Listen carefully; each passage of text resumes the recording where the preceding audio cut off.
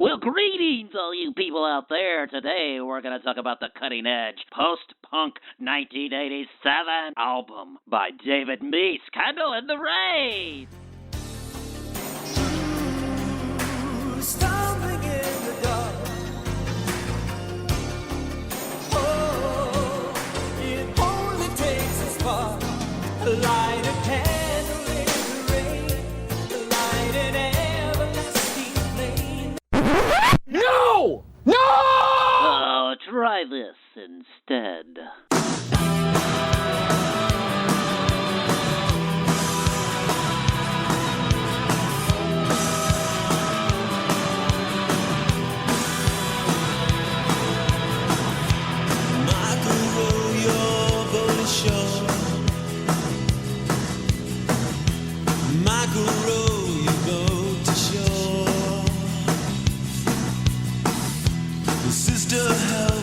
Trim the sail.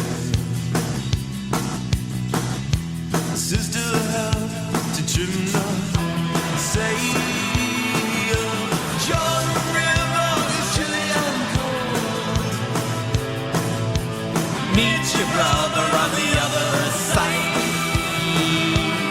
Greetings, fellow Earth babies, and welcome to Post-Punk Heartstrings. I'm Jimmy James S. Butler. That's right, all you Mike Knott fans. We are not going to be covering David Meese's album, Candle in the Rain. My God, no, we will not. We are going to be tackling Lifesavers Underground's Shaded Pain album from 1987.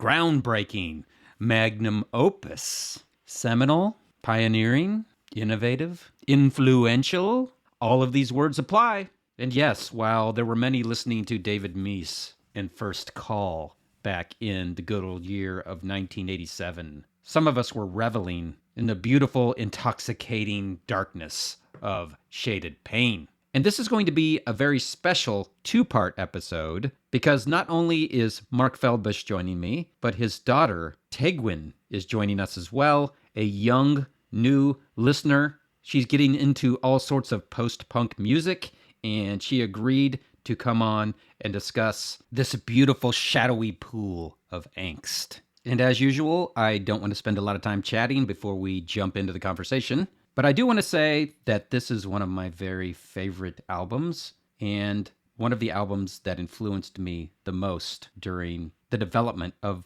my musical taste in post-punk. I have to say, when I discovered this, it was right when it came out in the fall of 1987. I had just graduated from high school. I was very immersed in the Christian culture at that point and was part of a youth group at a church, and the music I was listening to did not fit in well at all. In fact, I think maybe they thought I had sort of gone off the edge. And I guess maybe I had, or was getting very near the edge. Whatever the case may be, I embraced this album along with a handful of others that we will end up covering. 1987 was such a life-changing year in the transformation of my musical tastes, and therefore I always look back to that year with affection. But anyway, I'm digressing a little bit, so let's get back on focus.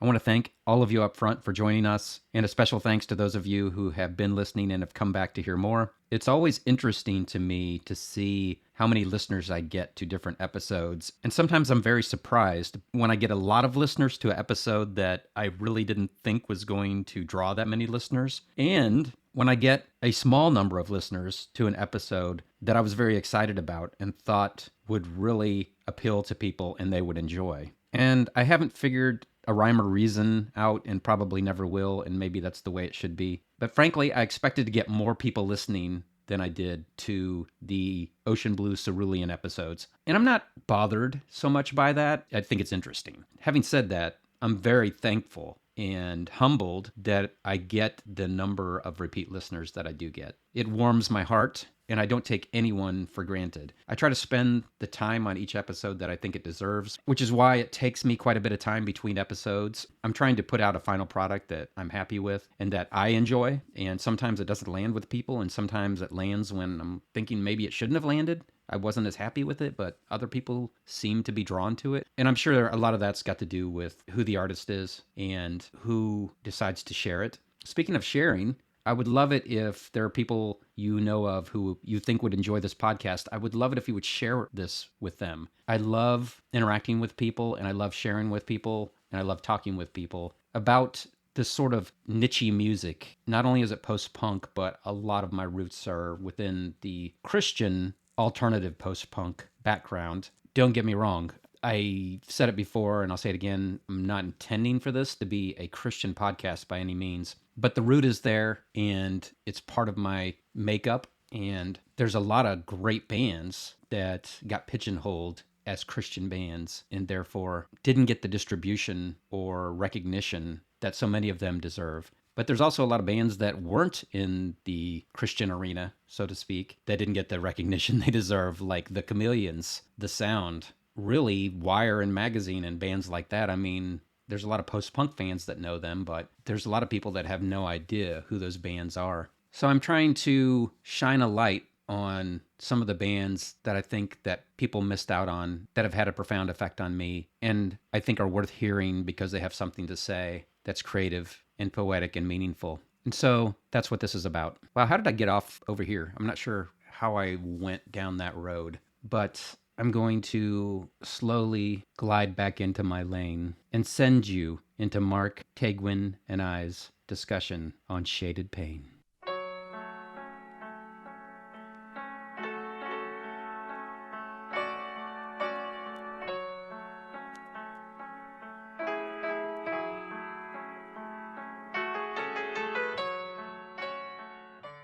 Thanks a lot for taking your time out of your Sunday afternoon, both of you. Absolutely. This is going to be fun. I kind of introduced myself to Tegwen. I looked up how to pronounce her name properly, which it sounds like You got looks. It sounds like it looks. Exactly. I think people get intimidated by it, but sound it right out. Is it Irish? Welsh. Welsh. Perfect. All right. Okay. Well, nice to meet you. Mark, why don't you introduce Tegwen? Yeah, sure. It's a really cool opportunity to be back on the show with you, Jimmy, and got my daughter Tegwen here. I was listening to the album Shaded Pain last week in preparation and needed to run some errands and drop some stuff off at her apartment and then run to the grocery store. So I invited her to ride with me and she gets in the car and I've got the album cranked and what is the song More to Life at the end. And she chimes right in. What'd you say, Tegs? I think I said if somebody asked me what post-punk is, I would probably play this song for them because it really checks off everything I think post-punk sort of sounds like. And I have that checklist in the notes here, so we'll talk about that. I think you fleshed it out when you went to the grocery store or something. Yeah. We did flesh it out in the grocery store. No better place to be discussing. Yep. About 15 minutes later, we're standing in the middle of one of the aisles in Myers. And I said, okay, you said this check off everything on that list. So what is that list? And we stopped there and I pulled out my iPhone and started typing notes in the notes app to make sure we captured that. Mm-hmm. But the cool thing there was that she just automatically describes this as post-punk. This is post-punk heartstrings. We're getting ready to talk about this album as one of the classic post-punk albums that comes out of the Christian music marketplace. And without having any of that context, she's just like spot on. This is what post-punk is. So I was like, okay, we got to see if we can get her on the show with us. And I thought the same thing. I was like, wow, that's spot on. Tegwen should be doing this podcast, not me. It was put so succinctly too, and all the different checklist things. This is what listening to First Wave on Sirius XM gets you. There you go. More or less, absolutely. I've definitely been steeped in a lot of that like 80s alternative post-punk energy the last couple of months. It's been my soundtrack. Depeche Mode, The Cure. I made Dad go to the Cure concert with me because I wanted to go see it, so that's it's been my soundtrack for the last but yeah, that's been my soundtrack and what I've been enjoying. So this is a really, really cool opportunity. Thank you for having me. Yeah, it's wonderful to have you. What caused you to begin listening to post-punk or that genre or anything like that? Or do you listen to a lot of different things? I definitely been influenced by my dad, have a very eclectic music taste. And this was his genre kind of growing up and coming into his own as a music fan. And so he's shared that a lot with me and my sister. But I recently rediscovered it. I think I just started listening to the Cure and like Talking Heads and stuff. Duran Duran a little bit as I, adding things into my repertoire as I go through college. And I think at some point I turned that radio station on and it just fit whatever mood I was in at the time, and then that became the thing I was listening to in the car all the time, and slowly developed a familiarity with a bunch of different artists that my dad had also grown up with, which is very interesting. Yeah, really nice way to connect. Mhm. You Yeah. bet. Well, as Mark mentioned, we're talking about Shaded Pain, which was a really groundbreaking seminal work, not just for Michael Knott and his various bands, but just in the Christian music realm. It really fit into more than just the Christian music realm. I mean, it could have been part of the Right. landscape of music in general, the post-punk music, the goth type feeling. Mhm. But in the Christian Yep. music realm, it was really impactful. Yeah. And certainly on me, and on pretty much if you read anything anywhere about Michael Knott, they're going to talk about this album. So I've got a few just intro notes on the album, and Mark and Tegwen, if you want to jump in at some point, or I'll give you an opportunity to Yeah, say sure. some things. It's almost impossible not to leave some holes talking about this because we don't have time to talk about everything. That's the background of Michael Knott and Lifesavers and Lifesavers Underground, et cetera, right? So this was the first album that he started putting underground after Lifesavers. Mhm. And the name of the band was Lifesavers with an O. Mhm. Lifesavers, Lifesavors. And there's a lot of background there that I'm going to give you an opportunity if you want to mention some of that, but there's so much there Yeah. that there's no way we're going to be able to cover that. No. But then Michael Knott kind of, in a way, took over the band, I guess, Mhm. and changed the name to Lifesavers with an E instead of an O. And they had an album called Kiss of Life preceding this one, which is a little more upbeat and psychedelic furs, like really good album. But this was the second one, more or less after he had kind of taken the reins. Like I said, this was the first one that he put underground on the end. So Lifesavers Underground, you see it written in a whole bunch of different ways. L.S. Yeah. Underground, L.S.U, Lifesavers Mhm. Underground. So I think for this one, I've seen it a few different ways. Lifesavers Underground, I've seen L.S. Underground. And the artwork on this album has L.S.U, and underneath that, Lifesavers Underground. Oh, yeah, Mhm. good catch. So this came out in 1987, Mhm. which 87 was the year I graduated from high school. I think maybe you graduated in 88, Mark, is that right? I was 89, 2 years 89, later. okay. Yeah. Yeah, so 87 was a big year for me for all these different music releases that came out. When this came out, it sort of blew my world open. I was already very interested in some of the post-punk music that I'd heard in the secular world, like Adamant Mhm. and U2 and things like Right. that. And I knew U2 kind of skirted the Christian market a little bit. Mhm. But when this album came out, the first time I heard it, I was just blown away and hooked on it. And it just kind of went from there. And then I started seeking out all sorts of music like that.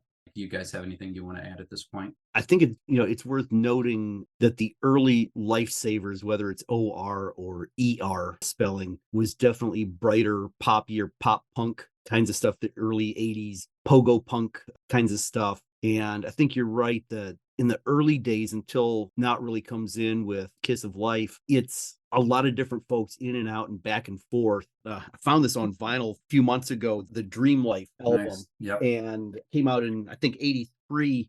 And Knott is listed as the principal writer, but for whatever reason, I guess they cut the album with his vocals on it, and then there's some tension with different members in the band, and he actually ends up leaving the band, so all the lead vocals, get re-recorded. And that's when he goes out and does this side project, as I understand, the Idle Level Yeah. project, which is a lot more keyboard, new wave oriented stuff. Mhm. And Knott, I think, has a really singular vision for the music that he's doing, and he's one that is going to have his sway. It's not going to be the kind of thing where he's going to be easily sharing, I think, the creative reins, even though Brian Deutsch is an ongoing creative partner and he co-writes a lot of songs and whatnot. Still, he's got a particular vision, and taking over the band, as you said, I think really is what allows it to focus down in, instead of having this rotating cast of musicians back and forth when folks in and out. And then there's a lot where it's primarily Knott and Deutsch and whoever else they can get to round out the rest of the band on future recordings. Yeah, that was really well put. Yeah, I agree with you. Deutsch is a fixture, but he Mhm. seems like he's very comfortable in that guitarist, second man, I'll Right. do what you want. I'll add things to, you know what I mean? Like he's comfortable with not sort of driving the whole thing. Right. Tegwen, anything from I you? just I don't have as big of a history with Yeah. L.S.U as I do with some other artists to this era, and but I think it comes out at a very interesting time. I'm just thinking like it sort of feels like a moment where this sort of darker edge of post-punk is kind of coming to the mainstream, I think, and it's interesting to see it reflected in the Christian market. I was gonna say, I think 1987 is The Cure's "Kiss Me, Kiss Me, Kiss Me" comes out, which is one of their biggest commercially successful albums. I think the Sisters of Mercy put "Floodland" out that year. I know the Jesus and Mary chain also had, is it Darklands? I think. So there are some of this like more goth stuff that's, becoming bigger, and it's just very interesting to me to see the trends of mainstream music kind of reflected in this album as well. Yeah, very much so. Yeah. And Mhm. I don't think Knott was looking at what do I want to make that fits into the Christian market. I think he was just looking at Right. what I want to make. Mhm. And it cost Mhm. him. Boy, did it cost him. Oh, it did. Yeah. I mean, Oh, Yeah. yeah. but it's pretty impressive that it didn't change the way he did things moving forward. Mhm. No, not at all. If you read up on this release, there's a lot of stories you can read about how a lot of them are returned by the bookstores, and a lot of people in the Christian market at the time were really questioning the darkness of this. Hmm. Mhm. And so I think it was really a valuable piece of work that came out, and it was very honest, as we'll get into, I think, Mhm. some more very honest and transparent. And a lot of the Christian market at the time in the 80s and even into the 90s, they didn't prefer honesty or Right. transparency or humanness. Yeah. Mhm. So, and we'll get into that, I think, a little Yeah. deeper. My personal history with the album, I first became aware of it reading about it, a review like in Harvest Rock Syndicate, Brian Quincy Newcomb's publication that he edited for a long time. It probably was a review that he wrote. And, that was really kind of the awakening of my discovery. A lot of the alternative bands was through the pages of Harvest Rock Syndicate. So I didn't know anything about Lifesavers or Mike Knott prior to this. They talked about the changing of the name of the OR to the ER, and then adding the underground and the darker tones and all of that sort of stuff. And I may have heard a song or two, on the Christian rock station after their 9 o'clock hour when they played the heavier stuff. But it wasn't until, and I'm thinking it was like 91 or 92 before I picked up the album. My wife and I were dating at the time. We were going to college in suburban DC, and she grew up in Mount Vernon, Ohio, about an hour northeast of Columbus. And so we came back to visit her mom over Christmas holidays, and there was a denominational bookstore, Seventh-day Adventist bookstore, about a half mile from where her mom lived. And so I'm looking through the albums there, and they've got a copy of Shaded Pain on cassette. And I don't remember if it was in the sale rack or if it was the full price thing, but I knew the album got name checked enough in other artists' album reviews and other things I'd been reading along the way, and CCM and some of those other magazines, that I knew that this was an album worth picking up. So I went ahead and bought it. And then I remember my wife stayed visiting home with her mom one evening, and I got in the car, borrowed her car, and I'm driving out through the countryside around Mount Vernon, Ohio, listening to Shaded Pain for the first time, like, dark country roads at Countryside, dark. 7, 8 o'clock at night, which really fits the ambiance of the album and just the darkness in the music and the tones and all of that. So that was kind of the shaping of the context around which I first discovered the album, knowing of its significance in the marketplace, discovering the music. And then, there's just a really spooky, haunting quality to the arrangements and to Knott's vocals. Mhm. Yeah, absolutely. Took a little bit to kind of get in, let it seep down in, but it's become a longtime favorite since then. And lo and behold, I've still got the that cassette. original cassette. I got rid of mine in the cassette purge, the great cassette purge of 96. Yeah.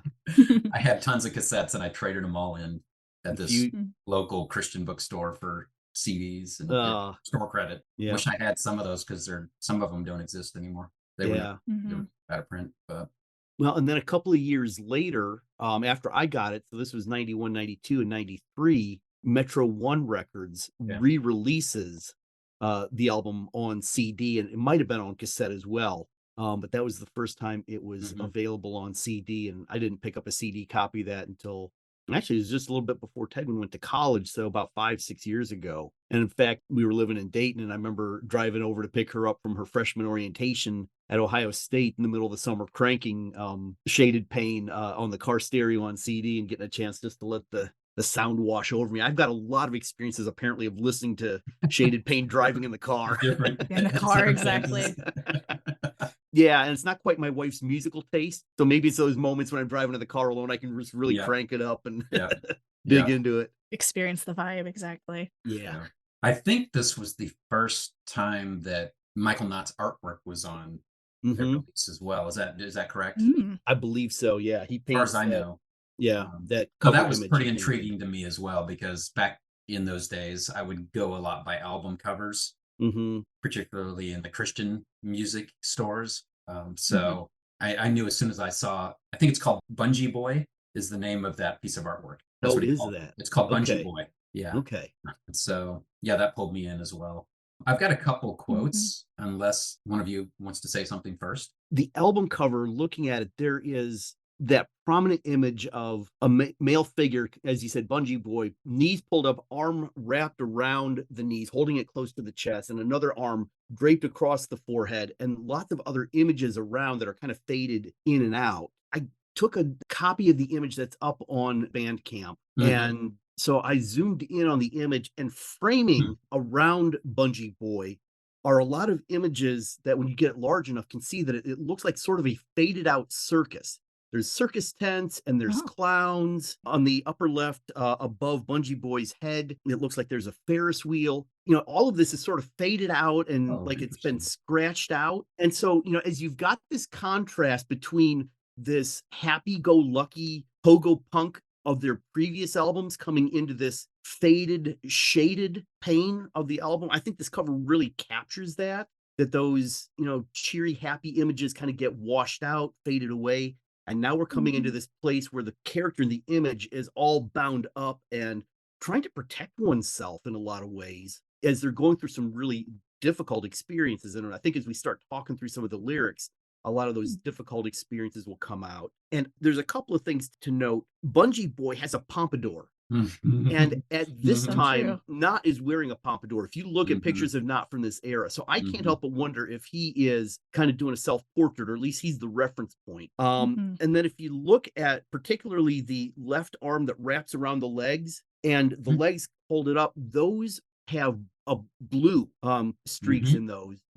Which we get to the song Bye Bye Color, Blue Is My World, right? So we're even getting some of the allusions to some of the lyrical themes in this cover art. So it's really capturing the mood and the feel and is setting us up visually for the sonics that we're going to be getting coming into the album. I see a little guy holding a dumbbell up. There's like a circus tent. Yep. There's like a Ferris wheel or something like that. Wow. Clown right next to him. Yeah. Clown right next to him. Yeah. Super interesting. Yeah. I like the album artwork. I think there are a lot of other bands kind of this era. For example, like the Tom Tom Club album that's got like the almost childish drawings as the cover that I find really interesting when you sort of get into an artist's more experimental stuff that I really enjoy as a representation of that like personal touch to the album. Yeah, agreed. This is just a couple quotes. One's from Brian Deutsch and the other one's from Michael Knott. So Deutsch said of the album, "We were to talk about the real issues Christians were dealing with that normal people deal with, like relationships, but nobody liked it. They wanted the dream life stuff that we had done, but I hated that record." After that, we just kind of said whatever, and we played where we could, but there weren't a lot of places to play. I think after Shaded Pain, people basically thought we had lost our minds. So that's from Down the Line magazine. This is from True Tunes in 2000. Knott reflected that when Shaded Pain came out, I was basically banned from playing many churches for 2 years. They were too taken aback by the darker tones of the album. So that's just a couple quotes, kind of tell you where some of the band members were, through that experience. And then I wanted to list the players on the album. Of course, Michael Knott, he did vocals, and then he did some keyboard stuff. Kevin Lee, drums and cymbals, and Kevin Lee was the brother of Mike Stand from the Altar Boys, which I didn't know for a long time. I think I found that out in my reading like maybe a couple years ago. I think Lee is like a middle name. Okay. I wondered. I wasn't sure. Yeah, on the Dream Life album, Kevin Lee Annis shows up as the drummer on that album. Right. Gotcha. So then Brian Deutsch, of course, plays numerous guitars. and bass guitar. And then I need to mention Bridget Knott, who was the sister of Mike Knott, and her contribution on vocals on Jordan River and Lonely Boy, because it makes a huge impact on the songs. Oh, it does. So it's really interesting as I was just reading about this, like, I already knew it was pretty much a three-piece band, but the sound that they get on this album is very full. It is. So I just thought that was interesting. They've got that wall of sound landscape on this album, as Tegwen pointed out in her post-punk checklist, which we'll get to. So I think that might be all I had as far as introducing the album. Like I said, there's a ton of rabbit holes we could go down with this. I think Wikipedia mentioned that this was the band's fourth album. I don't view it that way because of what we talked about. I think it was a completely different band, at least starting with Kiss of Life by the Lifesavers. And I view this as the debut album of Lifesavers Underground. I couldn't find it, but I know I've read in years past, and it's been a long time, an interview with Michael Knott, and he said that the Lifesavers albums he views as less evangelical, and the Lifesaver Underground albums he views as more evangelical. Which when I first read that, I was like, really? Because the Lifesaver Undergrounds are so much darker. Right. But if you look at the releases, because he continued to do Lifesavers and he continued to do Lifesavers Underground, it's really true. If you look at all the releases down through the years, the Lifesavers are a little more mainstream oriented and less evangelical, and the Lifesaver Underground are more dark, but they're more aligned with spirituality and reflection. And I don't know if evangelical is the right word. That's the word he used. I don't know if that I'd use that necessarily, but I think I know what he was getting at. It was a little more like reflective as far as theology and spirituality. But it was interesting. I came across one other quote. I don't know if you ever listened to a podcast called the Frontline Rewind. I was listening to it today. Frontline Records in the early mid 2000s started re-releasing some of the albums digitally, making it available on the various streaming platforms. And so they started putting out a podcast where they would talk to some of the musicians, play songs from featured albums, or they would, like create compilation albums and then play some of the songs and talk about the bands. And so one of the episodes, they were talking with Mike Knott, and in the early days of the show, Brian Healy from Dead Artist Syndrome was the host. And so they'd been talking about some of the history of the various Lifesavers arrangements, and Mike Knott getting banned from playing in Calvary chapels because he had run up a wall and done a flip in the middle of one of the shows, and they banned him from playing in Calvary Chapel. And then Healy changes the direction, and it's a couple of minutes here if you just allow me to quote, but I think it's really intriguing setting up the context for this album. Healy says to Knott, "I noticed at a certain point, though, there was a shift between actions and grace in a lot of your songs. Was that because you're growing spiritually and started to realize that, what we do is important and, is a manifestation of grace? Or is it that you just started sensing more grace and seeing more grace in your life, or seeing a lack of grace around you?" And Knott responds, "Well, I was raised Catholic, and I'm a very staunch Catholic right now in my life. I started going to Calvary and when I was younger, and I really enjoyed the fact that the Holy Spirit was moving. That's what I loved about it in the early 80s, So, but what I did find out is that the honeymoon's over sometimes, in Christianity. You have to really kind of look inward and find out what are your reasons and what is really going on, and do you really mean to say?" That's what I later turned into Shaded Pain, and all those types of things I wrote. I know we're not talking about that record right now. Healy says, "You can talk about anything you want." Knott continues, "But the thing is, then he quotes the song Shaded Pain. "How can we be forgiven if we don't live our lives? I can't live Chuck Smith's life." Chuck Smith was the founding pastor of Calvary Chapel. "I can't live Chuck Smith's life. I can't live somebody else's life. I got to live my life. And otherwise, if I don't, how will I understand who I am to be able to understand who God is, to find the grace of God?" So it was a growing period, I suppose. But there's a high that comes occasionally with receiving the Holy Spirit or being empowered that way, and then seeing people's lives change, seeing your life change. But at the same time, there's a growing period that has to happen. And I was really struck with that sense of that growing spirituality that leads into this realization that sometimes the honeymoon's over and you have to really go on this inward introspection. And that inward journey is really what comes out now in these songs on Shaded Pain. Whereas the previous ones were sort of the happy, cheerleadery, yay Jesus kind of songs on the early album. that kind of ties into one of the things that I felt about this album is it's sort of a picture of sanctification process or life reflection. Mm. You have this conversion or this belief, and then you have to work it out in this life.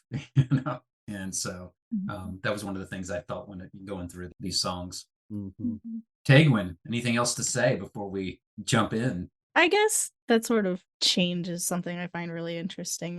The focus a little bit more on like the realistic feelings that you go through where, when, with like the peppier stuff on their earlier albums, I didn't listen to a whole lot of it before coming on, but I heard a little bit of it. I think there can be a tendency with like Christian music to want to go for a little bit more of like the yay Jesus stuff, but it's even Christians go through hard times, and I don't think it's bad or disingenuous to put Mhm. that into words or music or put that out into the public, which, can be, I guess, a little bit difficult for some people to deal with if, you're thinking Yeah. of Christian popular music as being sort of a beacon of, your subculture to the whole world a little bit, Mhm. that you would want to show off. Like, you can be happy if you love Jesus kind of thing, but, death and Yeah. doubts and things like that happen to everybody, and I find this to be a very interesting exploration of that album from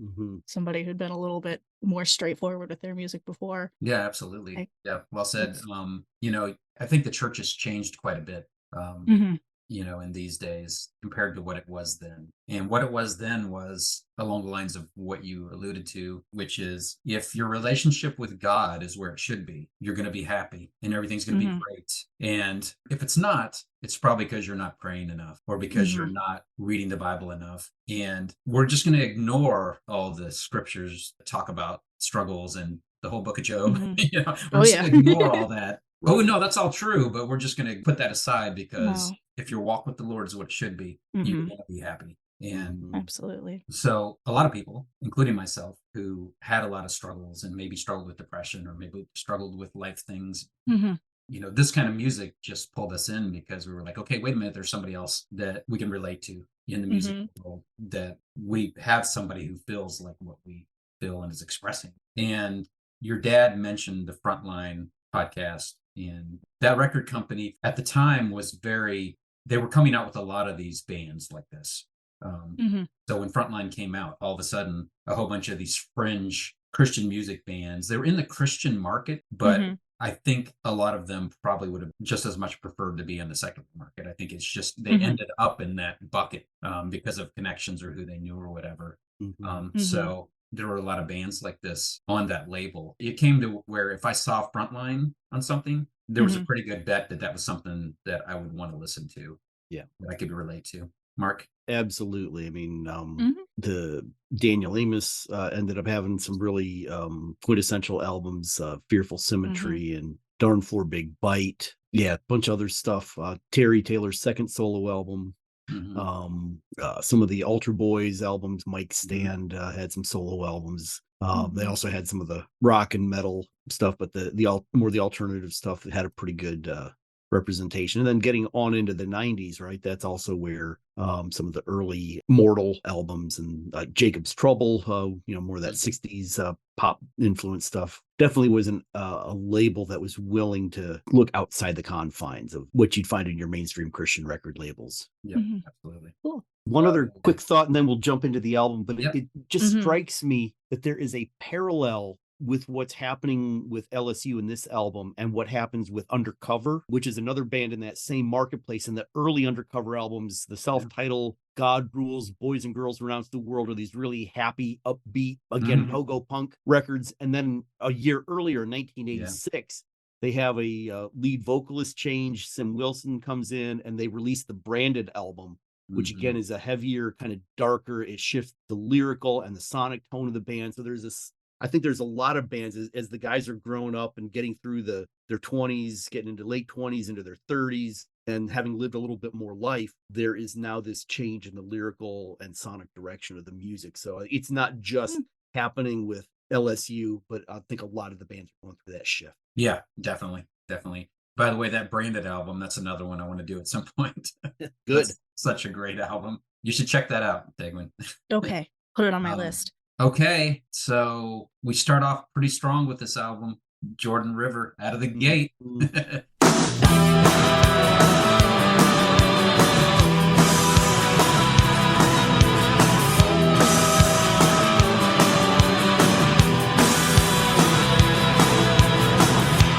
Michael, row your boat ashore. Michael, row your boat to shore. The sister help to trim the sail. The sister help to trim the sail. Jordan River is chilly and cold. Meet your brother on the other side.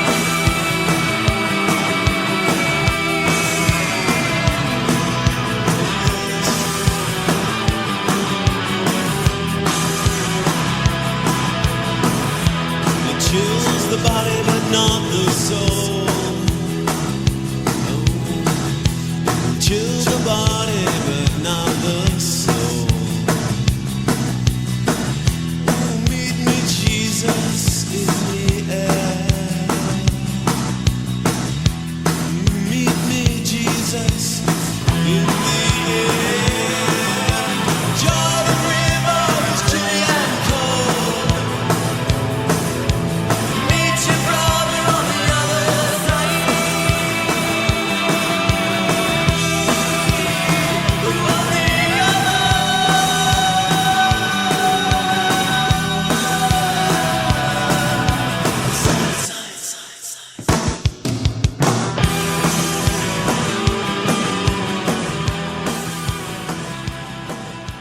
It's a really good tone setter, I think. Yeah, really fast pace.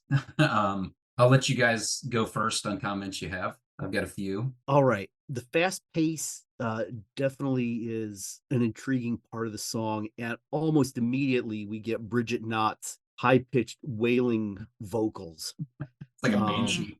It's like a banshee. Mwah. Absolutely. Song wouldn't be the same without those vocals. No, it would not. I got several thoughts on this song, and I'm just trying to figure out where to start first of all. So hard, I know. I'm going to start first by saying this sonically and lyrically to me is a death dirge. Ooh. Yeah. And I think it's not just the banshee, but it's that Mhm. sort of a grieving a person, that sort of death wail that I get in Bridget's vocals there. It's that wailing, crying, mourning sort of thing. Mhm. Yeah. And the whole of the lyrics that are in this song is the classic folk song, Michael Row the Boat Ashore. Mhm. All of it is, Yep. right? Yep. And where that, if you're learning to play it on guitar, you hear it on, the kids album. It's this kind of happy little fun little Michael Row the Boat Ashore song. But its first origins go back into the 1860s as a slave song. It was a song of freedom and discovery and, meet your brother on the other side. But in Mhm. this context, with the sonic arrangement and that wail and Michael's kind of haunting vocals on this, to me, it takes on this tone of a death dirge, a dying, and that the Jordan River is chilly and cold. Meet your brother on the other side. It evokes to me a lot of the mythologies in the underworld of crossing a river from this life into the afterlife. Yeah, And that there's river Styx in Greek mythology, things like Right. that. Yeah. Exactly. Uh-huh. It feels that way, and whether it's a literal death or a spiritual death, because it's also got these lines of "Meet me, Jesus, meet me in the middle of the air," which again evokes a sort of second coming imagery that shows up, in a lot of Christian spirituality. It's got this sense of death and dying and something new on the other side. And having come from a previous album, Kiss of Life, right? Here is now this sense of death and something new and different. Everything you knew about this band is now dead. Mhm. And there's something new on the other side, as well as that personal spiritual journey that Knott and his bandmates are on going through this album. Well, that's great. I have a Mhm. comment to add to that. I have that the original Michael Row Your Boat Ashore, I'd say the original by the Highwaymen, even though, as you said, it really originated as a slave song. Mhm. But the Highwaymen did it and sort of popularized it. and it's often considered to be a song about crossing over from this life to the next, whether it's Hades Mm-hmm. or heaven. It's kind of viewed different Yeah. ways. And I wrote down, I'm wondering if what's being conveyed here is more of a metaphor for the salvation process, like a moment of salvation or baptism, if you will. Mm-hmm. I think I ended up sort of viewing it that way because of the rest of the album. Yeah. Kind of deals with that sanctification process. Mm. I really like something you said, though, about sort of starting off with this and that sort of being like, the death of sort of like the old music and stuff like that, Mm-hmm. and moving into this real life reflective music. And we're going to do it this Mhm. way now, right? We're going to move forward this way, being real, writing about some deeper things, Mm-hmm. things like that. And then I put a little note, sister helped to trim the sail. I was like, okay, is that the Mhm. Holy Spirit in the original song? Because it's Meet Me Jesus in Mhm. the Air, and it's got sister help to trim the sail, which was part Mm-hmm. of the original song. So I Right. don't know if it's really what Mhm. that means as far as moving over into the afterlife. Mhm. But Well, and we can't forget the baptism illusion that you draw up as well, because in the gospel stories, Jesus is baptized in the Jordan River by John the Baptist. Mhm. And that's a demarcation line in Jesus' life, and that is a symbol and a ritual that gets carried over into the Christian faith. And no matter what expression of Christianity one follows, that is one of the demarcation rituals that one is a part of the Christian community. Baptism, whether it is infant baptism and the sprinkling, or pouring water over the infant's head, or whether it's full on immersion, being dipped in a pool or in a river or whatnot. Mhm. I think this definitely carries some of that baptismal imagery as well in the song, Mhm. which is a Yeah. death, dying to self, dying and being resurrected to new life. Meet your brother on the other side. Sorry, I cut you off, Tegs. Mhm. No, that's pretty much exactly what I was gonna say, which is, an important part of that baptism ritual is the idea of dying first to your old self, but, coming back with this renewed life, which I think is, a really, really good tone setter for the album. That maybe the old version of Lifesavers is dying in a sense, but they're coming back, they're sticking around. They've still got stuff to say. yeah, I think we're looking at least a double meaning here, if not more. Oh, yeah. Oh, yeah. And whatever they intended by this song, Mhm. it's got the eerie, dark, unsettling feeling to it, which Mhm. carries Mhm. through to the rest of these songs. So Yeah. if it is sort of a leaving something behind or dying to that and then moving forward to something, there's a lot of unsurety as to whether that's a good or a bad thing. Is this better, what I've moved on to, or was it better before? And I think that's going to come up repeatedly, Yeah. in the rest of these songs. So let's see. I have a couple other things. Go Mhm. ahead. Okay, I mentioned the drums, and the drums are pretty consistent throughout this entire album. Mhm. It's a snare drum, I think. I don't know. I'm not Yeah, super I think great with so. drums, but it's like a really tight snare drum. It's like a Mhm. popping Mhm. snare drum, and I love it. And it's pretty much throughout this album. But anyway, Mhm. I just wanted to mention that Mhm. because it's present throughout the album and it's really distinctive. And Mhm. I think it really fits in very well with all of the other elements of the music, the goth and the post-punk. Yeah. I don't think it was repeated on any other Lifesavers album that I can remember, at least not the same feeling. And I think it might be a big part of what made this album sort of in a class of its own, along with a Yeah. whole bunch of other elements, but the drums are definitely Mm. key. I mean, that sort of tight, sort of snare drum sound is very evocative of post-punk to me, that kind of echoey Mhm. drum that, adds to this big kind of wall of sound that a lot of post-punk has. Some bands try it with, like, drum machines or things like that, but it becomes a very interesting sort of driver of energy as well as, like, kind of tone setter amongst all the other, like, kind of droning guitars and vocals and things like that you can hear that tinny drum over the back that I really think is cool. Yeah, tinny drum. That's a really good way to put it. Mhm. Yeah, and it's not, a lot of the drums you hear in a lot of the music is kind of, they're more muted, sort of, and it's Mhm. just out there popping. Yeah. So tinny Mhm. is great. I actually, I'm a nerd enough that I went to YouTube and I'm like looking at all these different snare drums, the sounds. And there were a couple that sounded just like it, but I can't remember what they were because they all had different names, like, snare drum with a copper casing or something. I don't know. Mhm. But anyway, and then the other thing that I wanted to mention on this song, and I think I might have mentioned this to Mark or maybe in our discussions, I can't remember, but nevertheless, this song, the tune of this song, the rhythm is almost exactly the same rhythm as a Bahaus song. And I think that Michael Knott and Lifesavers Underground was probably influenced by Bahaus. Oh, And definitely. the song is called She's in Parties. And this is where I Yes, was. that's Oh, did you hear that? yes, that's the Okay. one I was trying to think of. I was thinking Okay, that as the soon same as way. I didn't hear She's in Parties by Mhm. Bahaus until probably somewhere in the mid to late 90s. I got a CD. Mhm. And as soon as I started, it's the very first track on the album. And as soon as I started, I was Mhm. like, this sounds just like Jordan River, only it's slower. There's Yeah, a no little way. bit. And I think it came out in 1983. I think Yeah. the album's called Burning from the Inside Out, something like that. Sounds right. And so this is where I was going to try to share my audio to play these two. So first I'm going to play the beginning of Jordan River. Okay.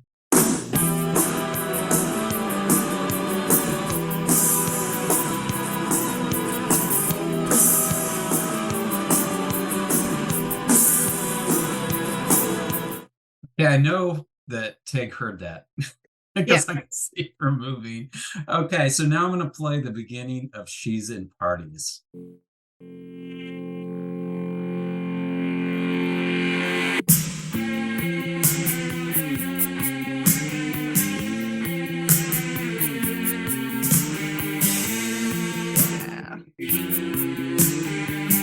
Very, very similar. Until you get to this part, then it changes. Yeah. But the beginning, I don't know if you guys heard that or not. Did you guys hear the similarity? Absolutely. Absolutely. That's the song I'd been trying to think of the entire time. She's in I'm Parties. impressed that you even knew that, that heard that. Oh yeah. Oh yeah. So, but I can't help but think that somehow crept into Michael Knott's subconscious. Yeah. Oh No, yeah. the drums and even you're right, slowed down versus the faster pace of Jordan River, but even the bass riff, the bass line feels very similar between the two songs. Yeah, absolutely. That whole rhythm track, yeah. But yeah. I mean, if there's gonna be a band that you sort of copy to do this kind Yeah. of sound, Bauhaus is gonna be it. Absolutely. Nothing wrong with borrowing or stealing. No. Everybody does That's it. most of how you make music. That's most of Bahaus how did you it do a too. lot of I'm sure art. they did. Absolutely. But yeah, no, I think to sum it up, the song, I think this was a really great opener. The energy, it's really sets the tone for what you're going to experience for the rest of this album, both lyrically and music wise. Yeah. Do either one of you have any other comments on Jordan River? No, I would just simply say that with the album cover and that opening track, those two things match perfectly and just draw you into the rest of the album. Yeah, definitely. So then we jump into Bye Bye Color. So you referenced this a little bit when you were talking about the album art, right? The blue part. Yeah, in the chorus, the Bye Bye Color, blue is my heart, and the way that gets evoked in some of the blue that makes it into the arms and legs of a Bunchy Boy in that cover painting. And as far as Michael Knott's theatrics in concert, I've heard that he will cover himself in white paint and things like that during the song Bye Bye Color, and he'll like put paint all over himself. Yep. Cool move. Cool. So I have a few notes. I focused in on the old man type part, biblically, spiritually, theologically, the old man versus the new man. Because he says there's an old man in my backyard, so cold is his flesh. It's an ivory fire. He knocks all night to get inside, but if you let him come in, you'll surely die. Because when he looks at you, he's lying, and when he talks to you, he lies. Bye Bye Color. And I kind of equated this to the old man, the sin nature, I guess, if you will, and sort of the temptation of moving back into some of those old ways that you've kind of forsaken again during the sanctification process.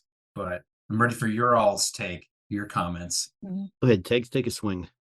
Take a swing. Take a swing. Oh boy, Swing for the princess. I have to level with you. Reading the lyrics to this the other day, I was thinking about like how like classic horror movie trope this is. Like somebody trying to get into your house and trying to keep them out. What happens if you show like an inch of kindness, you can get attacked by whatever serial killer's after you, that kind of thing. And so it's very interesting to think of that as, being either like an old form of yourself or an outside, evil influence, as it were. And the second verse, I don't- doesn't it talk about, is it a maiden or is it's a woman? I know that much. Yeah, once a Um, maiden so fair and so kind, for herself she lived, for herself she died. The old man kept knocking, knocking. When she let him in, she surely died. Because when he looks at you, he's lying. When he talks to you, he lies. Bye bye, mhm. color. Once a maiden so fair and so kind. For herself she lived, for herself she died. The old man kept knocking, knocking, knocking. When she let him come in, she surely died.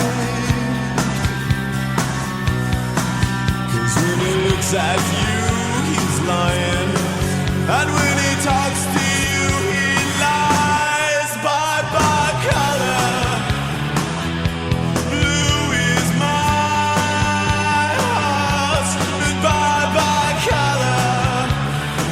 So blue is my heart. Goodbye, bye, color. Oh, blue is my heart. Goodbye, bye, color. So blue is my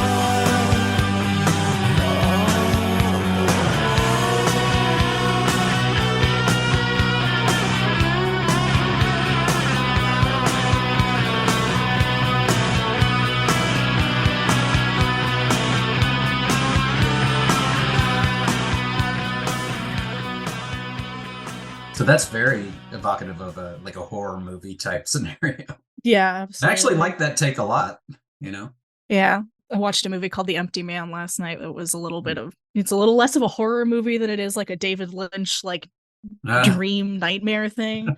But, that one, it's also very interesting, not to, ruin the whole plot twist of the movie, but it basically turns out that the protagonist you follow the whole time has sort of been the entity that he's been trying to fight. And I find that very in parallel with something like this. yeah. Mm-hmm. It sounds psychological a bit. Very. That's the kind of movie I like. Yeah. Oh, Yeah. it's very You bring worth up, it. It's on Hulu. and I'll check it out. You bring up a interesting point. Mhm. It's something that makes me think. It would be interesting if any of these songs were ever included in movies. I don't think so. They Probably should have not. been. They should Probably be. not. They definitely could be. They still could They be. still could be, right? There's a lot to work with there, Mhm. Yeah. What do you got, Mark? Yeah. Yeah, Mark, what do you have to say? You got Dad, Mark. Marky Mark Dad.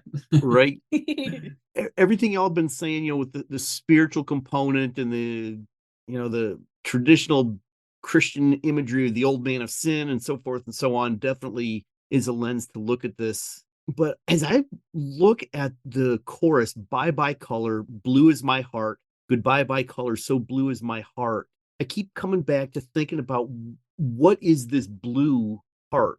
Blue, is used as a color to go along with sadness Mhm. and depression. And I can't help but wonder if there's also an element where this song is about a struggle, and I don't know that Not ever had any mental health issues, but it certainly seems like someone who is struggling with some depressive type experiences. The messaging of depression, because when he talks it to you, he's lying, right? And then Like bye voice. bye color, right, for people who are dealing with depression, for the things just to be kind of monochromatic and the spark and the joy of life to have kind of gone away. And so to me, it could also evoke some of this sort of emotional struggle, whether it's an actual diagnosed clinical depression or just someone dealing with some difficult things that have led to a sort of depressive state that is just kind of taking the joy and the color from life. Wow. Mhm. That's why you're here, Mark.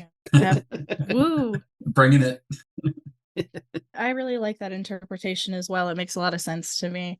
And there's definitely also something about that when he looks at you, he's lying. When he talks to you, he lies. That, when you are dealing with depression and things like that, your brain will come up with ways to sort of justify your bad feelings to you, to let you sit in them longer, even if by all logic, there's no reason why you should let those thoughts sit with you, you know? Mhm. Yeah, absolutely. Nice one, Mark. Mhm. Whoa, that chaplaincy training was good for something. Yeah. There you Never mind your doctorate degree and your many years of successful teaching, but like The the snark is strong with this one. The snark is strong with this one. So yeah, so the whole feel of this song is it's kind of continuing the whole Mhm. tone that we started off right with Jordan River. Mhm. The wailing, I just think of wailing when I hear these songs so far. Mhm.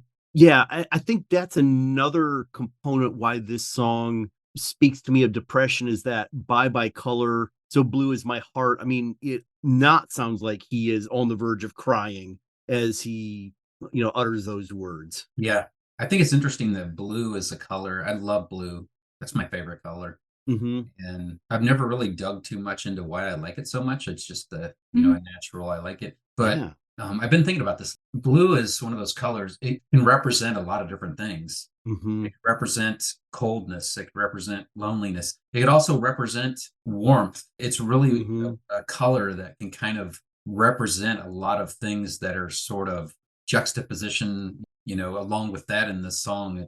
I think it more leans towards what you're describing as far as Mhm. the mental health thing and alienation and loneliness and Yeah. confusion. Mhm. And I Yeah. think it's also maybe like, is this a good or bad situation I'm Mhm. Mhm. too, Yeah. but I Yeah. don't know, a lot of confusion. Yeah. Yeah. Well, and as we're talking here, I'm also remembering back to when I became a board certified chaplain, I had to write 2 case studies. We call those verbatims in my world, where we write up the dialogue of a spiritual care patient encounter and then analyze it from a number of different angles. Hmm. And for my certification process, I wrote about my visit with a young man in his early 30s who was dealing with a chronic disease and was confined to living in a nursing home in his early 30s. And he was a patient in our hospital. And I remember that I wrote about 2 different visits I had with him, but the first one, he was in this room, the lights were off, the shades were drawn, and the walls of the hospital room were painted white. But as I think back on that encounter, I remember a blue tint to everything in that room. Mhm. Hmm. And so that Yeah. kind of mirrors that sense of sadness, of loneliness, of depression, of grief and whatnot that this, that was present in that conversation with this young man. And so that's where I think I'm also kind of just picking up on some of those themes and how we think about the color blue sometimes shading the way towards sadness and loneliness. And you're right, it can symbolize so many other things. It can also be, peace and tranquility along with the other things you mentioned. But the Mhm. context, right? The sonic tones of this song and the lyrical content to me all work together to give that sense of a depressive state. It's really interesting too that the song says "Bye bye color, so blue is my heart." Is Mhm. Mhm. is blue not a color? Hoping some yeah. So that's really interesting. Well, it's all the other colors are gone except for that one that kind of Yeah, there you go. tints everything, right? Mm, It's no longer got that Mhm. full dynamic color yes. range.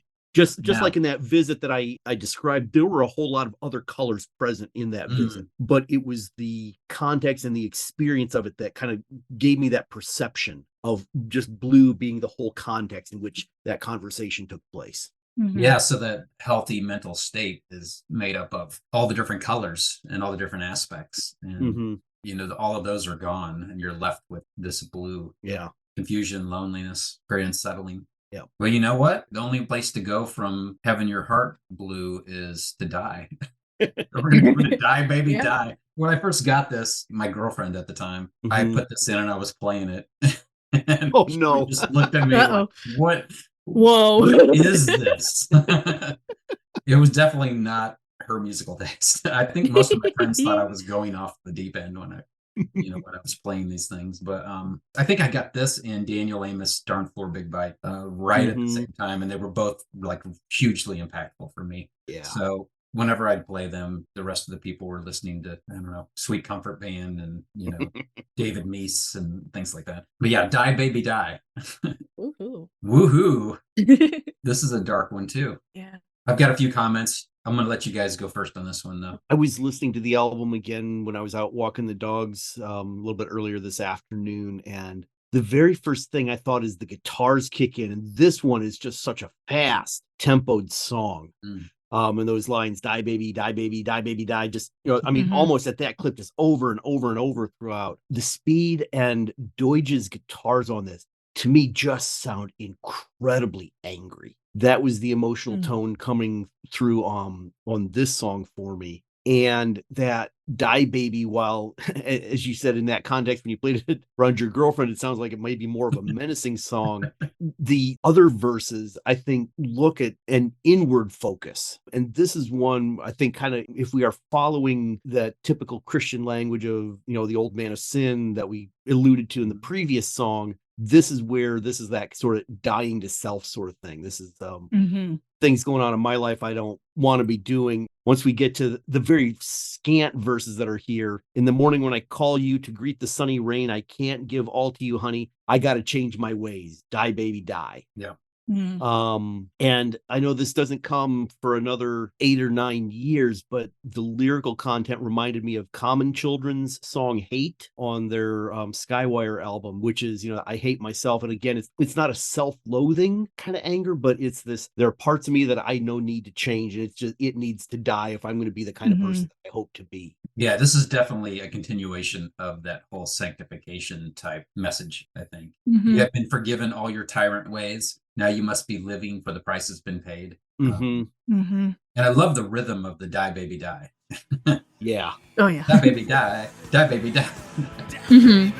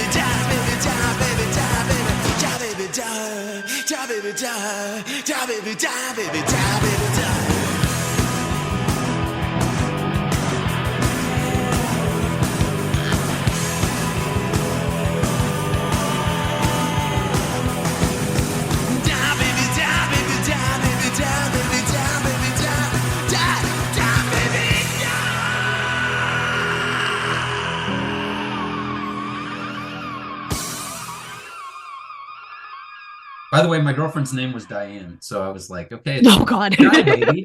Die, baby. It's Oh, boy. Oh, boy. I tried to somehow,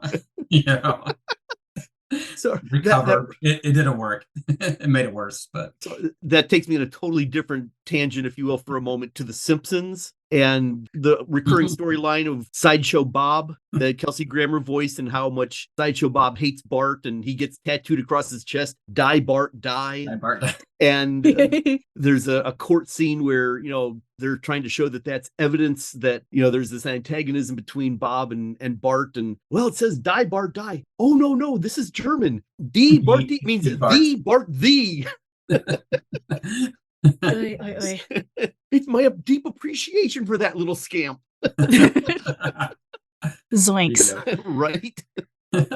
Nice. The whole rhythm of it definitely helps make the song. Yes.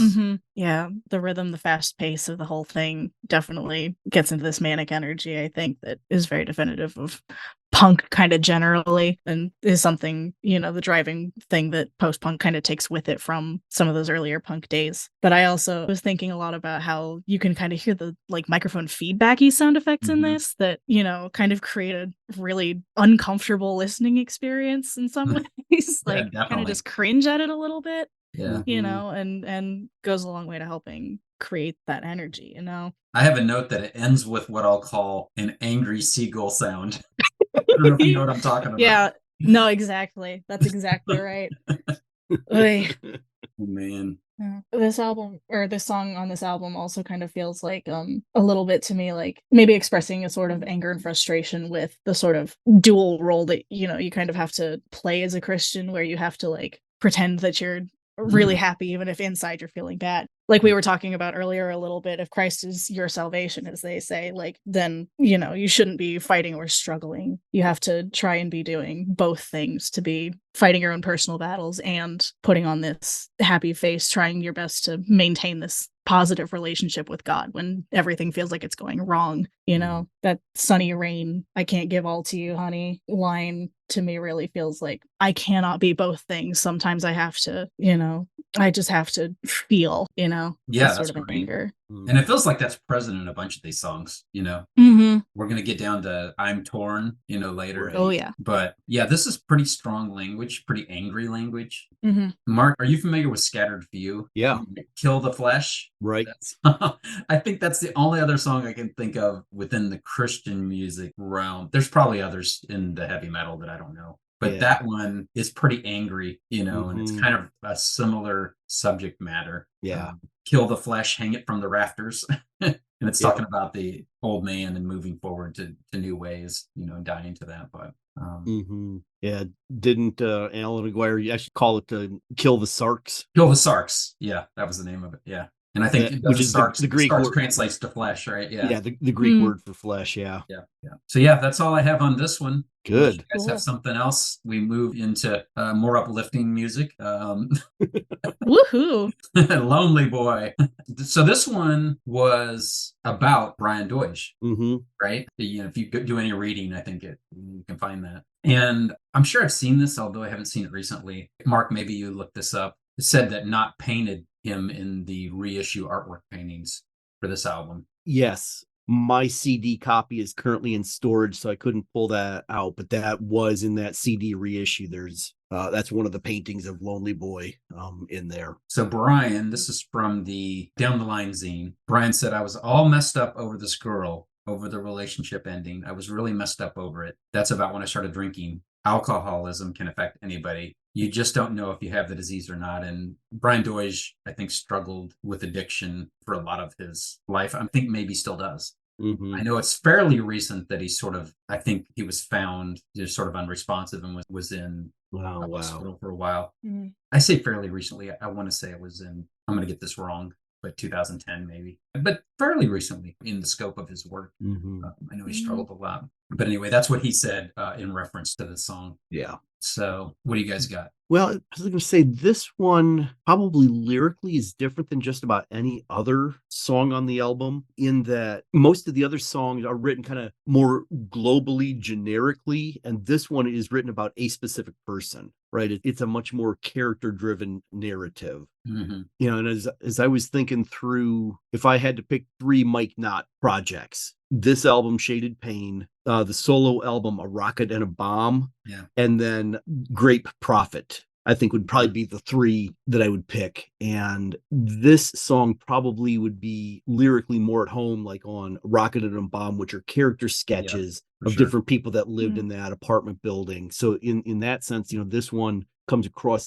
differently because it is about Mike's bandmate, the guy that's playing guitars on this song. This is about his life spinning out of control. It does fit with the other songs on the album, as we were, talking about this wrestling with, to borrow the language from St. Paul in Romans 8, the good I want to do, I don't do, and the bad things that I don't want to do, that's what I end up doing. We get this very personal telling of it in relation to this relationship that's come to an end, and the way Brian's life starts to spiral here.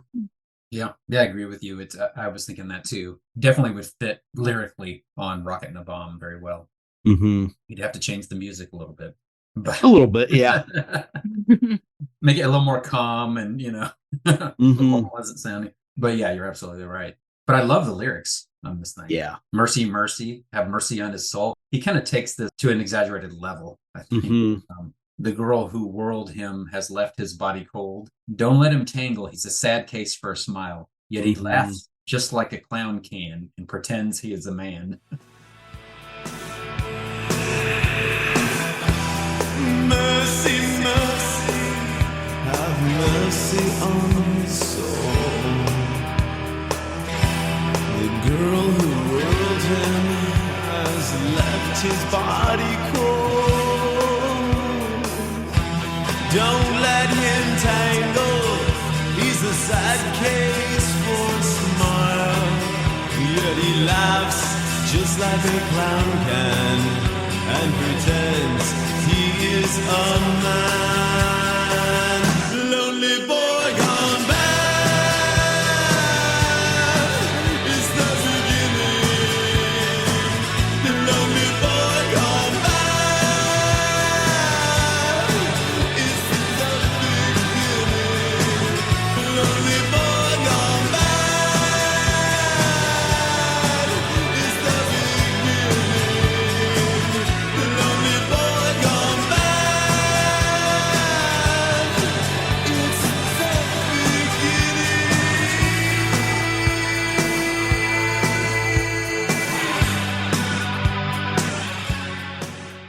Lonely Boy Gone Bad, Yeah. it's the beginning. What do you think that means? It's the beginning. Any thoughts on that? I just think this is all very interesting as somebody who doesn't really know the history of the band that much and doesn't Mhm. know their band members that, or they're not like important to my first listens through of the album, and so hearing all of this context is very interesting to me. We should probably be letting you speak first on every song. Not really knowing what all he's been through, don't want to say anything like untoward or anything like that, but I don't know, I guess there are two ways that you can take that. It's the beginning line, which is either like it's the beginning of him going down this path of troubles, I guess, and then there's also some thoughts as we revisit the themes of new beginnings on this album that you could also take it as having experienced some of these difficulties. It may be time to make a new beginning. It's the beginning. You can go any direction you want to from now on. There's a lot I think you can put into this song. It's either an encouragement or perhaps a commiseration, I guess is maybe the word. Yeah, I think when I first heard it, I just reflectively sort of interpreted it as, okay, it's Lonely Boy Gone Bad. It's the beginning. So it's like, okay, you're going down this road that you're going to continue on this like negative choice path. But Mhm. I wonder, after you saying what you said, is it more an encouragement, like Lonely Boy Gone Bad? It's the beginning. Like you can change this now, Mhm. go down a different path now. It's the beginning. It's a beginning for you, on the back end of this experience you've had. It's, just what you said, it's the beginning. You can go down a new path. Mhm. I like that. I like that a lot. Yeah. Mhm. Looking at Good. the lyrics on this side of the band's history, it's hard not to see that line. It's the beginning is the front edge of, the trials and the woes that Mhm. Deutsch is going to experience. I also, given the context in which this is written, if I have my chronology relationships correct, Knott is a few years older than That's Deutsch. right. Yeah. Because like when Deutsch came into play on some of the earlier Lifesavers albums, he was 16, 17, and I think a lot of the guys were in their early 20s. Deutsch alludes to that in that down the line piece that you were referencing. And it's almost like this is an older brother to a younger brother, Lonely Boy Gone Bad. It's the beginning, and maybe it's that sort of encouraging sort of thing. It's, this is not something that's going to be over easy. You're going to have to go through this. You'll get through it, but you're going to have to deal with this. And that's kind of the sense in which I hear those words. Yeah, I think you are right. He was younger because I believe I read that Kevin Lee said, "What's this kid doing in our band?" Mm-hmm. And I like that a lot.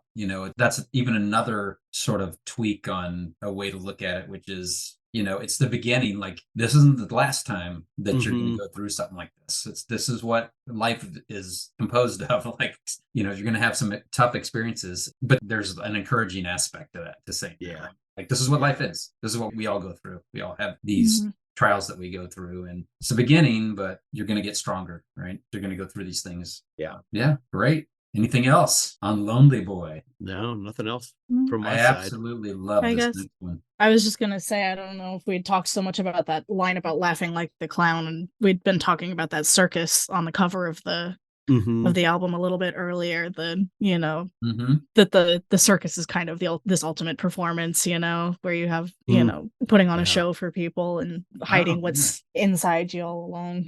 It's sort of a cliche that like clown in a in a relationship. There are like the Smokey Robinson song about tears of a Tears of a clown. clown. Like, Yeah. thinking like that, it really feels like almost a musical cliche, but it is so true in a way that, Yeah. sometimes those feelings of loneliness and stuff can really, really be pushed down in a way that Mm-hmm. even you may not want to address them in some ways. Yeah, you're performing. Mm-hmm. Because of the tone of this song, I have to say that every time I hear the line about he laughs just like a clown can, all I can think of is Pennywise. So I keep thinking, Oh the clown no. from It. Who knew we were going to be talking about horror movies so much Which this is the episode? point. But I do like that. Yeah, you pointed that out. Mhm. And that goes along with what we were talking about as far as, not feeling like you can be who you really are. Right. Mhm. That's a theme throughout this album that will really hit, I think, the complete focus on in Shaded Pain Mm-hmm. part that you referred to Mhm. earlier. Yeah. Great. So I absolutely love this next song. Our time Mhm. has come. I don't know. I just really love the whole feeling of this song, the music and the lyrics. What am I saying? I love every song on this album, but this one, whenever I get to it, I'm like, like moving with this one. So I have a few notes and we can jump back and forth. My first note is that I've learned in this song that come is actually pronounced koum. Our time has koum. Right. I love the way he does it. Oh. Interesting. Yeah. When the word come becomes a It's really two-syllable interesting. word. Right. That's one of the things I love most about listening to some of these artists. Like, part of it's like the little bit of the British accent coming through, and then part of it's just trying to make the syllables fit. I was a Right. linguistics major in college. Oh, there you go. So I took a bunch of classes about like phonetics and stuff and how we separate words and how English has got a bunch of sounds that we think of as being one sound but are technically two strung together.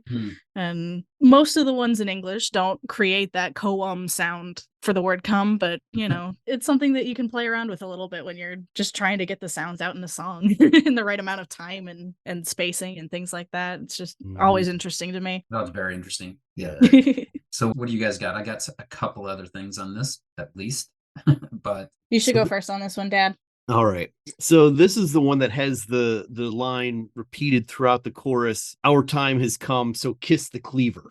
yeah. Mm-hmm. And that's coupled with in the chorus, your God is dead. Our God will never leave us. Time has come, so kiss the cleaver. Your God is dead. Our God will never leave us. That couplet gets repeated in the chorus a couple of times. And that's one that I kept, mulling over, like, what in the world, what is this kiss the cleaver about in all of the rest of these lines, about the angels calling in the airwaves, look out, boy, this quaking and shaking earth, the phlegm's caught in my lungs. I hear the angels calling, our time has come. And it struck me again on this same time when I was out walking the dog this afternoon. The cleaver is quite often used by a butcher, right? To cut meat. And I started thinking of the scriptural verse and found it in Hebrews chapter 4. Where St. Paul, it's often, some people think St. Paul wrote Hebrews. We really don't know who did. And the tradition I come from, attributes to Paul, so old habits die hard. But the writer of Hebrews says, indeed, the word of God is living and active, sharper than any two-edged sword,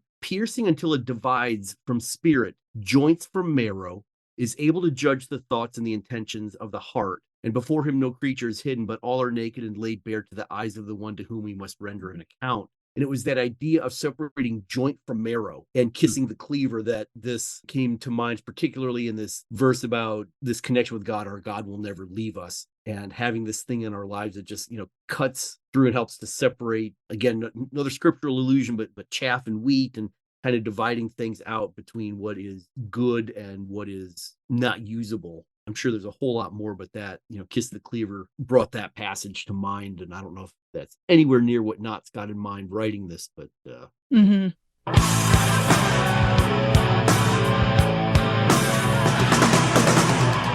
see the movement in the ocean, angels calling their waves. The spirit of the air is falling to the tombstones of his grave.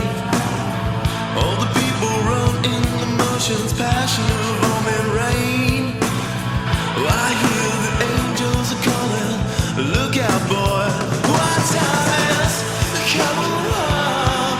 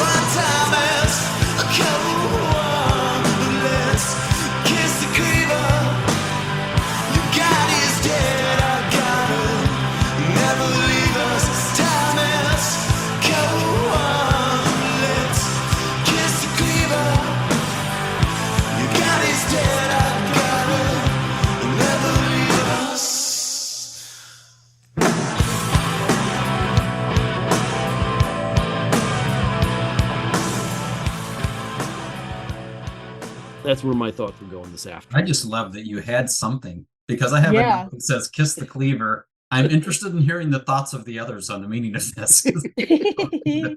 I know what feeling it gives me, but putting any sort of specific meaning to it was very difficult for me. Yeah, what's the feeling? Well, for I you? kept wanting to put it in reference to the children of Israel, and when they would go in and, take over these lands, and God would be like, don't leave anybody left alive.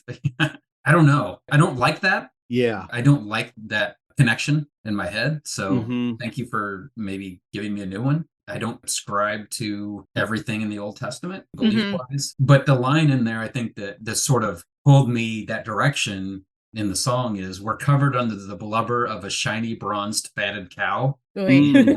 All I can think about is that reference to the golden calf that they were worshiping when Moses went up to Mount Sinai. And I think that pulled me into the Old Testament. And so then Mhm.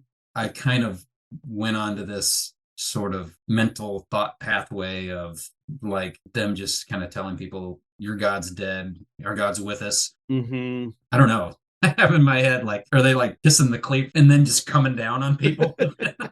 I don't like that at all. So I like your interpretation much better as far Yeah. as Yeah. sort of a more metaphorical thing, but I still don't know what to do with the blubber of a shiny bronze fatted cow. Yeah. Well, I mean, that whole verse that you're referencing there, we're quaking, shaking the earth. You think we'd know by now. Mhm. We're covered under the blubber of a shiny bronzed fatted cow. Please yourself, I'll make it, baby. The phlegm's caught in my lungs. I hear the angels, I hear them calling out, look out, boy. And again, I think it is a verse that's more about, you think you're on track with something, but you're deceiving yourself. We've got this call from the angels from this view above, right? Look out. It's more of a cautionary, it's more of a Interesting. cautionary thing Yeah. than it is a spiteful, vengeful, taunting. I mean, because that, your God is dead, our God will never leave us can sound kind of taunting, so kiss the cleaver, ha. But I think since there's so much of this that is an introspective inward journey, right? Going back to that conversation between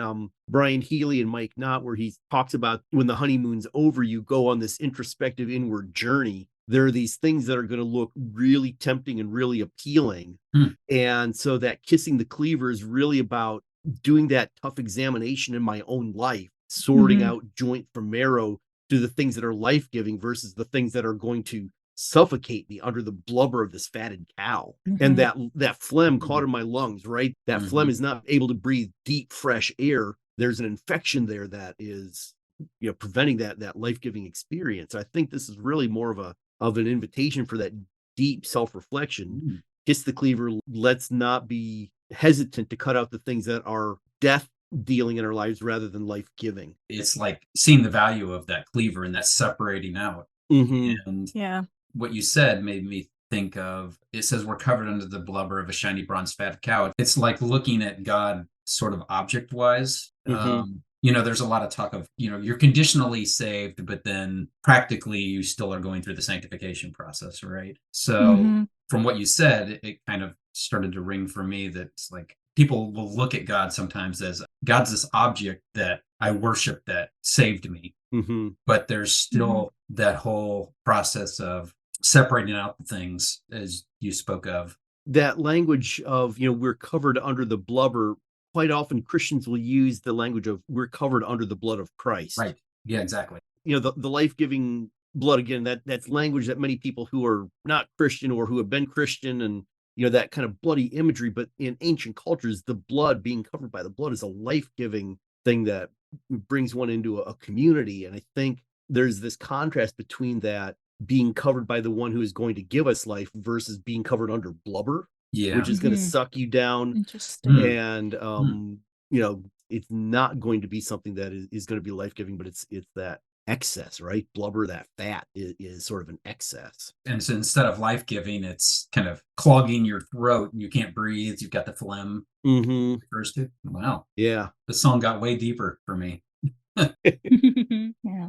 Are you, Teg? You got anything? Well, I think that you think we'd know by now line really kind of stuck out to me for some reason. It's got this like we know we're not supposed to be doing something like this, but we're covered by, the sacrifice of, God, or in this way, the Old Testament, like physical sacrifice. And so it's, you can please yourself. We'll make it through. It's okay. We, do all this because we're covered. We're good. We've got the insurance of Jesus' sacrifice. And, maybe it's for the best that this cleaver is coming to kind of separate our bad. I don't know. This one's not so clear to me. No, it isn't. It really isn't. Let me ask you a question. Is our time has come, is that triumphant? Or is it like reckoning? Which is my feeling? Yeah, it's one of those phrases that I like the ambiguity of. Yes, because absolutely. you can read it both ways, absolutely. Yeah. Where you can think of it as being like, well, we've been saved. Our time has come. We're the victors here, but it's also a phrase you say knowing that you are about to die. Yeah, time's up. Our time has come. Our time is up. We have to stop focusing on ourselves and maybe think a little bit more about our, relationships with, in this case, God, a lot of the ways, I don't know. This is brilliantly written. I don't understand it all. Yeah, and that's okay. Sometimes the ambiguity is the whole point of it, That's absolutely great. The only other thing I was going to mention is there's a part where he's like breathing in and out like really strongly on this song. You guys remember that at all? I'm not recalling that specifically, but I can hear that. Yeah, queued up. I could share it.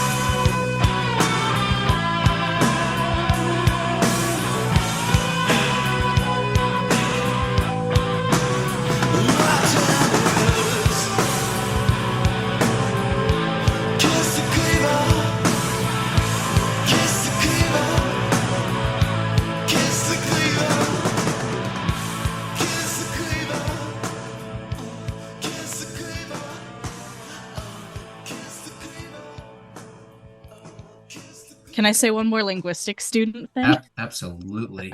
I just really like that turn of phrase of like kiss the cleaver, like the repetition of that sound really is like a cutting sound to me, and that it makes that line way more evocative in my mind.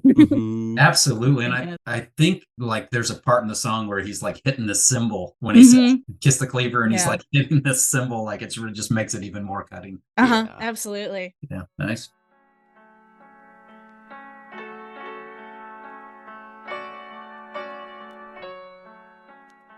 And that's going to wrap it up for part one of our discussion on Shaded Pain by Lifesavers Underground.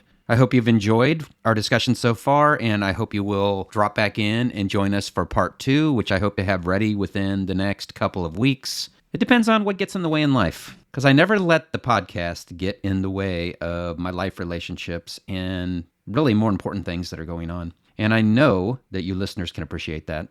One of the things that I failed to mention in the intro to this episode is it is now 2024, so welcome to 2024. I started editing this episode in 2023, and then I did the intro, and I guess it kind of just slipped my mind that now we're in January. Here we are, 2024, and it's going to be a fabulous year, my listeners. I just realized that I was saying 2023 and 2024. I don't think I've ever said it like that before. 2023, 2024. Not sure what the hell's going on with me, but yeah, here we are. And 2024 is the same as 2024. Another thing I was remiss in mentioning on the front end is that I send out apologies to those of you who are huge David Meese fans, because I know that the ilk that listens to this podcast digs some late 80s contemporary Christian music in its full glory. David Meese, Candle in the Rain. And you need to know something. You can go to eBay right now and get a still sealed brand new copy, a CD copy, people, of David Meese's album, Candle in the Rain. This is rare. The listing on eBay tells you it is rare. And you know how rare it is? It is $63.95 rare. Free shipping, and free returns. So if you don't like it, you can send it back. So I guess that's a wrapped up perk in the $63.95 price tag on that one. Speaking of remiss, I guess I would also be remiss if I didn't mention that there's a number of other copies of the CD on eBay right now. I think some of them are even still sealed, and they're only like, I don't know, $10, something like that, somewhere around there. Maybe I'm wrong. Maybe the rest are not still sealed. Maybe that's the difference. There's a LP as well, $11.25. People go onto eBay, and there is a veritable garden of David Meese Candle in the Rain merchandise. So be sure to go check that out if you want to. I suggest that if you do buy that, you go ahead and subject it to a good old 1980s backyard album burning party. Anyway, enough about the ridicule of Mr. David Meese and, by extension, any of you fans who are into him. I want to take us out of this episode with this odd little, very obscure tune that I found. I'm not even sure how I came across this. I think I was looking for obscure music on the Internet Archive, and I sure found it. Usually I look under certain themes of what I'm wanting to present on this podcast in little different clips and things like that. I'm trying to be creative, and I came across this song. But before I get to that song, I want to do a call out to a listener. And I know he's going to listen to this and hear this because he has told me that he listens to my podcast. So Mr. Price Horn, I am giving you a shout out, my friend. Price is one of my best friends, at least on my end. I'm not sure how he would weigh in on that. I am hoping to have Price on the show at some point, and we're going to talk about a very specific album when that happens, and Price knows what album that is, and I can guarantee you that some of you listeners will be familiar with this particular album, which is another very obscure 1980s album, a late 1980s album. I also would like to talk about his book. I'm not going to tell you the name of his book yet, but I will in upcoming episodes, and I am going to convince Price. Now I'm talking about Price. I was talking to you, Price. Now I'm talking about you, sir. So just sit still. Just listen. It's time for you to listen right now. I am going to convince Price to come onto this episode. I've mentioned it several times, and he has reminded me that he knows nothing about the music that I talk about on this podcast. And that's not true, because he does know something about this particular album. He does have some input, and it could be for a very interesting episode. I think certainly I want to talk about his book. I think I would like to point people to his book because I really enjoyed it, and it is a very unique and one-of-a-kind experience. And I really do, Price, I'm talking to you again, so you can focus in on me, sir. Focus in on me. My eyes are up here. Wait a minute. Oh, wait, this is audio. Sorry about that. Yeah, so Price, I really do want to thank you for listening, because there are a good number of these episodes, if not all of them, that you probably have very little interest in. And yet you're supporting me, my friend, and listening. And it means a lot to me. It really does. So let's move on from that. I'm going to take us out of this episode with a song called The Christian Life by the Happy Clams. And I must say, this was digitized and uploaded. It had to be from a cassette tape because the sound quality is not stellar on this thing, but it kind of fits in with this punk song. And it's just this really bizarre little song called The Christian Life by the Happy Clams. By the way, the Happy Clams are a group that came out of a band called Gale and the Fudge Packers. So I'm not sure where to go with that or what to say about that. But anyway, here is The Christian Life by Happy Clams. Until next time, see you later. My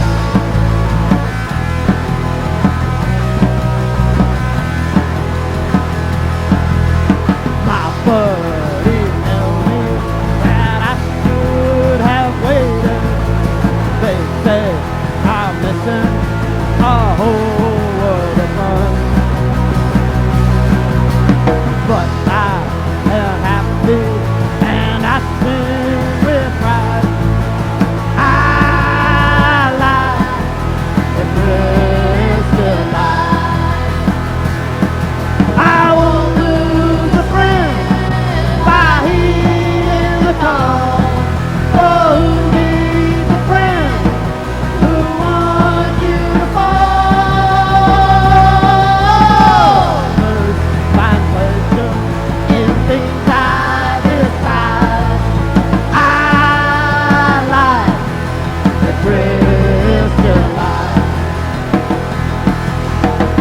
but